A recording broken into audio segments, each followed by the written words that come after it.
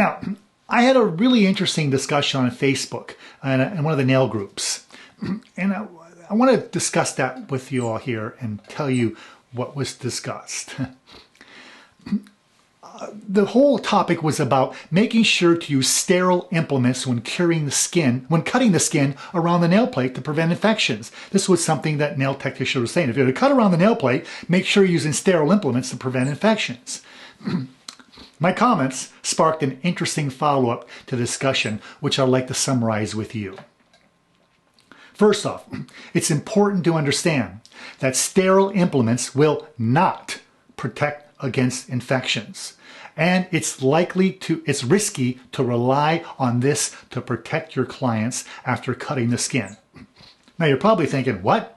Sterile implements or tools can cause infections? Of course they can.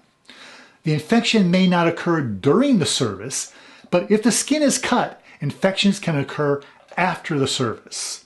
This is true even when the cuts are very small. Sterilizing the implements cannot prevent this from occurring. Each year, many thousands of people get serious infections after undergoing medical surgical procedures with sterilized implements or tools that doctors use. If a client is cut, this is an opening into the skin, and it makes the skin more susceptible to infection for many hours afterwards, maybe even for a day or two. Sterile implements will not transmit infections.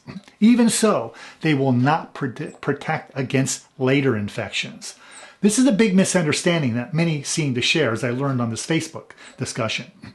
Anytime the skin is broken, that's like opening a window to allow infectious organisms to gain access inside the living skin. Once again, once this occurs, pathogens or disease-causing organisms can begin to grow and multiply, which will lead to infections. Now, in episode 73, I discussed the risk of Russian manicures, and that's where the skin is cut around the outside around the perimeter of the nail plate. You can watch this episode and see the many reasons why I think this is a potentially dangerous technique. But using sterile implements during a Russian manicure will not prevent clients from developing infections after they leave the salon. So don't be fooled into thinking otherwise.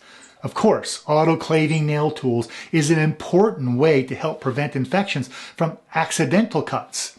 But when the skin is broken in any fashion, infections become more likely, which is why it's very important to avoid damaging this very thin layer of skin that surrounds the nail plate.